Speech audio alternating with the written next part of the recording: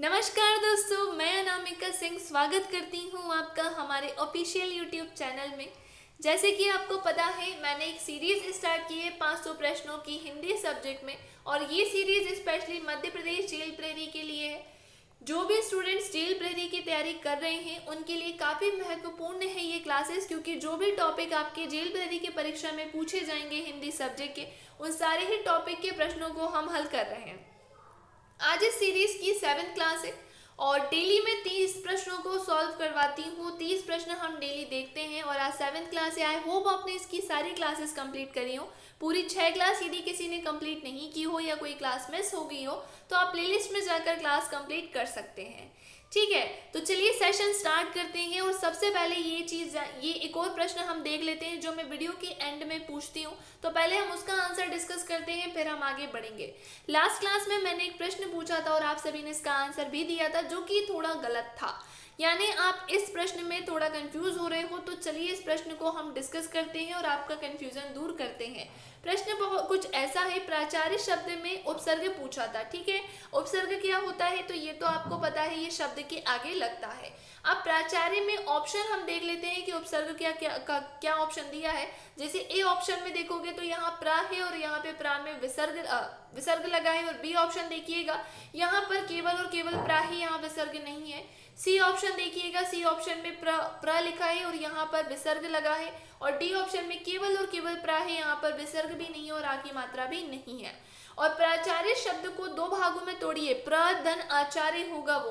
आप सभी में से काफी सारे स्टूडेंट्स ऐसे थे जिन्होंने सी आंसर भी दिया था और बी वाला भी दिया था, और इसका सही आंसर ना सी है ना बी है। इसका जो सही आंसर है वो है डी, प्रधन आचार्य होता है। वो क्या होता है? प्रधन आचार्य, इसलिए इसका सही आंसर हो जाएगा डी वाला।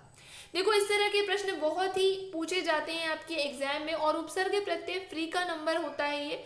आप फ्री के नंबर में भी अगर इस तरह से उलझ रहे हैं, इसका मतलब आपने ठीक से उसे नहीं पढ़ा है। तो ये टॉपिक जरूर पढ़िएगा आप, और कहीं पर भी आपको डाउट लगे, जैसे इतने सारे हमने प्रश्नों को सॉल्व किया है लास्ट 6 वीडियो में, डेली 30 प्रश्न मैंने डिस्कस किए हैं, जिसमें काफी सारे उपसर्ग प्रत्यय के प्रश्न पूछे गए थे। आपको जहां डाउट लगे आप कमेंट बॉक्स में कमेंट करके पूछा करो, ठीक है। तो चलिए अब आज की सीरीज स्टार्ट करते हैं और देखते हैं आज का पहला प्रश्न, जो कि 181 नंबर का है। दाम लगाना का अर्थ है। तो दाम लगाना का अर्थ क्या होता है? मूल्य आंकना, लागत मात्र देना, पूरी कीमत देना या मोल भाव करना। तो दाम लगाना का अर्थ होता है मूल्य आंकना, इसलिए इसका आंसर हो जाएगा ए वाला। 182 नंबर का प्रश्न है, किस क्रमांक में अशुद्ध शब्द है? घृणा, घृत, पुरस्कार या पूजनीय। तो इसमें से हमें अशुद्ध बताना है। देखो, शुद्ध अशुद्धि दो रूप में पूछी जाएगी, या तो वाक्यों की शुद्धि अशुद्धि पूछी जाएगी और या तो शब्दों की। यहाँ पर शब्दों की पूछी गई और केवल अशुद्ध बताना है। तो चारों में से जो अशुद्ध है, घृणा अशुद्ध है, घृत है, पुरस्कार है या पूजनीय है, तो अशुद्ध कौन सा है? तो इसका आंसर हो जाएगा दा वाला। पूजनीय शब्द अशुद्ध है, बाकी घृणा, घृत और पुरस्कार ये तीनों ही शुद्ध हैं। चलिए आगे आते हैं। अब हम किस क्रमांक में अशुद्ध शब्द है, फिर से हमें अशुद्ध बताना है। 4 ऑप्शन दिए हैं, त्रैमासिक, 43, बाहुल्य, कोई नहीं। तो देखो, त्रैमासिक, 43, बाहुल्य, कोई नहीं, तो कोई नहीं तो होगा ही नहीं। और 43 और बाहुल्य ये दोनों ही शुद्ध लिखे हैं। त्रैमासिक अशुद्ध लिखा है। त्रैमासिक में जो त्रा है उसमें एक ही नहीं ऐ की मात्रा आती है ना, इसलिए ये क्या हो जाएगा? अशुद्ध हो जाएगा। 184 नंबर का प्रश्न है, किस क्रम में अशुद्ध वर्तनी है? यहाँ पर भी अशुद्ध बताना है। श्रीमती, क्षेत्र, शुद्ध या कृषि। तो श्रीमती, क्षेत्र, शुद्ध ये तीनों ही शुद्ध है। कृषि शब्द अशुद्ध है। कृषि में का में मात्रा तो सही लगी है रा की, लेकिन जो ये षटकोण है इसमें छोटी की मात्रा आती है, ना कि बड़ी की, इसलिए इसमें अशुद्ध क्या हो जाएगा? दा वाला, कृषि।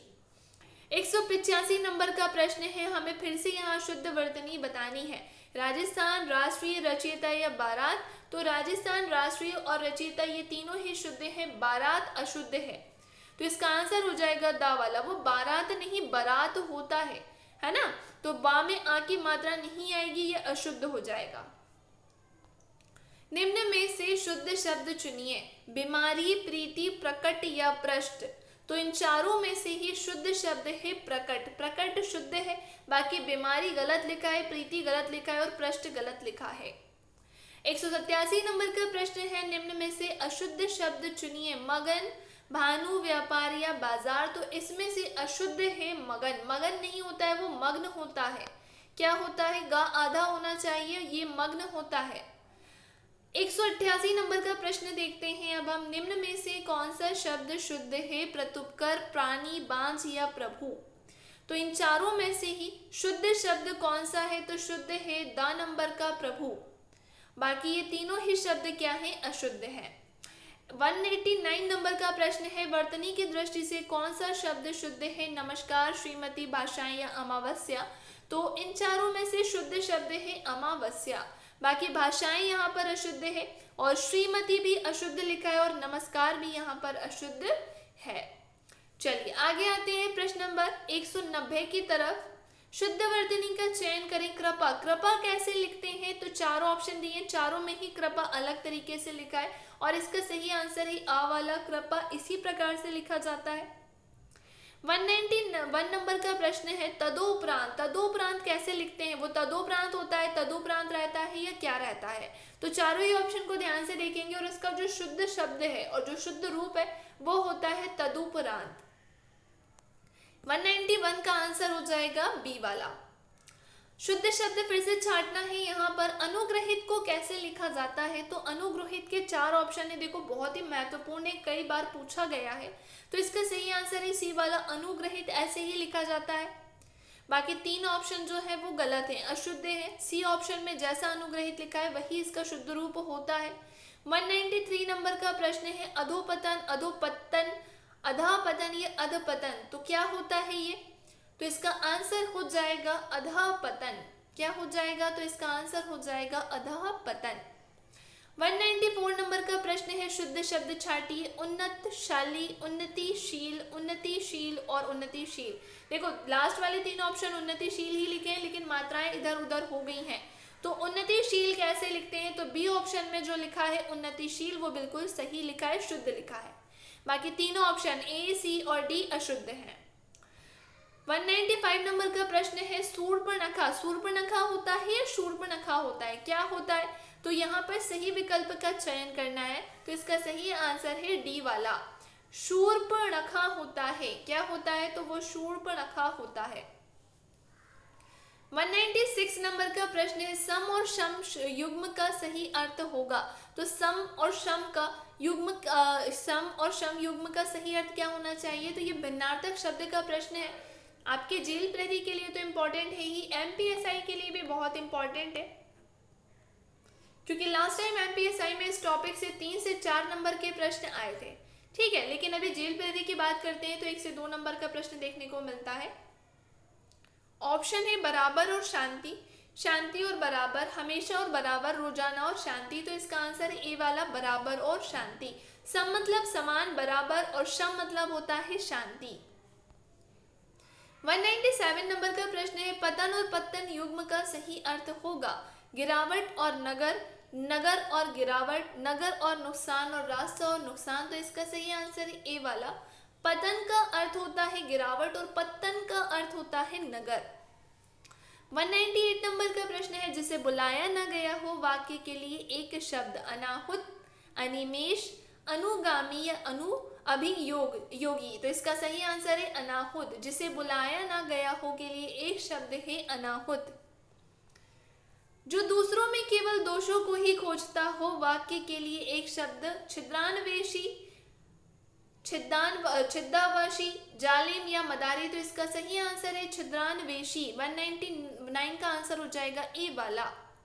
अभिज्ञ का विलोम क्या होगा। अनभिज्ञ, भिज्ञ, अनर्थ या अनग। तो अभिज्ञ का विलोम होगा अनभिज्ञ। क्या होगा इसका विलोम, इसका विपरीत। तो इसका विपरीत होगा अनभिज्ञ। खंडन का विलोम क्या होगा। चेतन, मंडन, विभाजक या एकत्र। तो खंडन का विलोम होता है मंडन। क्या होता है इसका विलोम, मंडन। देखो विलोम शब्द भी जितने भी प्रीवियस ईयर वाले हैं, आप जेल प्रहरी की तैयारी करो या किसी भी एग्जाम की तैयारी करो, सारे प्रीवियस ईयर पे जैसे भी क्वेश्चन पूछे जाते हैं उन क्वेश्चन के, उन प्रश्नों के अकॉर्डिंग ही आप पढ़ा करो। क्योंकि व्यापम क्या करता है ना, क्वेश्चंस को रिपीट करता है। आप जितने प्रश्नों को हल करोगे, पेपर्स को सॉल्व करोगे, आपको उतनी ही मदद मिलेगी। अपील शब्द क्या है। देशज, विदेशज, तत्सम या तद्भव। देखो देशज शब्द तो आपको पता है, देशी शब्द जो क्षेत्रीय भाषा के अंतर्गत बोले जाते हैं और जिनका जन्म देश में ही हुआ हो। विदेशज यानी जिनका जन्म विदेश में हुआ हो, विदेश में जन्मे शब्द। तत्सम यानी संस्कृत के शब्द, और तद्भव यानी हिंदी के शब्द जो संस्कृत से परिवर्तित होकर हिंदी में बने हैं, तो वो तद्भव कहलाते हैं। अब अपील शब्द क्या है? तो अपील शब्द है एक विदेशज शब्द। 203 नंबर का प्रश्न, तत्सम शब्द की यहाँ पहचान करनी है। बारात, वर्षा, हाथी या आंसू। तो तत्सम शब्द इनमें से है वर्षा। वर्षा शब्द तत्सम है, बाकी बारात, हाथी और आंसू ये तीनों ही क्या है? तद्भव है। 204 नंबर का प्रश्न है, प्रत्यर्पण शब्द बना है, किससे बना है? तो इसका आंसर है प्रतिधन अर्पण। इसका आंसर बी वाला है, प्रतिधन अर्पण के मेल से बना है प्रत्यर्पण। प्रश्न नंबर 205, उच्चारण शब्द में उपसर्ग क्या है? उ, उच्च, उत या उच्च। तो इसका आंसर है उत। उच्चारण शब्द में उत उपसर्ग बना है। इसका विच्छेद भी होता है उत धन चारण, और इसमें संधि भी होती है जो कि है व्यंजन संधि। अब लेकिन इसमें उपसर्ग पूछा है तो ये इसका आंसर क्या हो जाएगा? सी वाला। देखो एक टॉपिक दूसरे टॉपिक से लिंक होता है, जैसे यहाँ संधि भी निकल रही है। अब अगर आपने संधि ही पढ़ी होती तो आप इसका आंसर दे सकते थे। संधि में इसका विच्छेद होता है उत धन चारण, ता में हलंत भी लगता है, और संधि व्यंजन संधि है। चलो आते हैं प्रश्न नंबर 206 की तरफ। जय मूल शब्द में कौन सा उपसर्ग जुड़ने से उल्टा अर्थ देगा? तो जय जो शब्द है इसमें हम कौन सा शब्द जोड़ेंगे, कौन सा विलोम शब्द जोड़ेंगे कि वो उल्टा अर्थ देगा, है ना? उल्टा ही शब्द बोलना चाहिए हालांकि, तो उसमें हमें उपसर्ग बताना है उस उल्टे शब्द का। तो जय का उल्टा क्या होता है, विलोम क्या होता है? पराजय। तो पराजय की यदि हम बात करेंगे उसमें उपसर्ग क्या आएगा? पर, परा, स या भी। तो इसका आंसर हो जाएगा परा। पराजय में उपसर्ग हो जाएगा परा, और इसका आंसर हो जाएगा बी ऑप्शन वाला। कौन सा युग्म गलत है? सार, एब्स्ट्रैक्ट, अनुसरण, कन्फर्मिटी और यथोपरि, डिट्टो, सजाना, फर्दर। तो इसका आंसर है डी वाला, सजाना, फर्दर। ये युग्म गलत है, बाकी तीनों ही युग्म सही है। ये भी आपको पढ़ना पड़ेगा। प्रशासनिक शब्दावली का एक ये प्रश्न पूछा गया है यहाँ पर, इससे भी 1 नंबर का प्रश्न जेल प्रहरी में आता है। 208 नंबर का प्रश्न है, कौन से मुहावरे का अर्थ गलत है? अक्ल का दुश्मन मूर्ख, कंधा लगाना, अर्थी उठाना, चेन की बंशी बजाना, मौज करना, जूतियां चाटना यानी चापलूसी करना। तो मुहावरा कौन सा गलत है? तो इसका आंसर है बी वाला, कंधा लगाना यानी अर्थी उठाना। ये मुहावरा गलत है। 209 नंबर का प्रश्न है, रूढ़ शब्द बताइए। मृत्यु, अंतःकरण, पशुपति या पतझड़। तो रूढ़ शब्द क्या होते हैं? देखो शब्द भेद टॉपिक का ये प्रश्न पूछा गया है। रूढ़, यौगिक या योग रूढ़, ये 3 शब्द होते हैं। रूढ़ शब्द वह होता है जिसका खंड करने पर दोनों ही भाग का अर्थ ना निकले, और ऐसे चारों ऑप्शन में से कौन सा शब्द है जिसका खंड करें तो हमें कोई भी अर्थ नहीं मिलेगा? तो ऐसा शब्द है मृत्यु। मृत्यु को आप किसी भी रूप में तोड़ोगे तो उसका अर्थ नहीं निकलेगा, इसलिए ये क्या हो जाएगा? रूढ़ शब्द हो जाएगा। आज का अंतिम प्रश्न है, देशराज शब्द का उदाहरण है। देशराज यानी देशी शब्द का, है ना, कंफ्यूज नहीं होना। और देशराज शब्द का उदाहरण कौन सा है? सांप, जिंदगी, लोटा या डॉक्टर। तो कमेंट बॉक्स में कमेंट करके जरूर बताइएगा कि इसका सही आंसर क्या है। बाकी नेक्स्ट वीडियो में हम इसका आंसर डिस्कस करेंगे। वीडियो पसंद आए तो जरूर लाइक करा करें, आप इसे शेयर करा करें अपने दोस्तों के साथ, और जो भी स्टूडेंट्स नए हैं हमारे चैनल पे वो चैनल को जरूर सब्सक्राइब करें। तो मिलते हैं अब हम नेक्स्ट वीडियो में इसके आगे के प्रश्नों के साथ।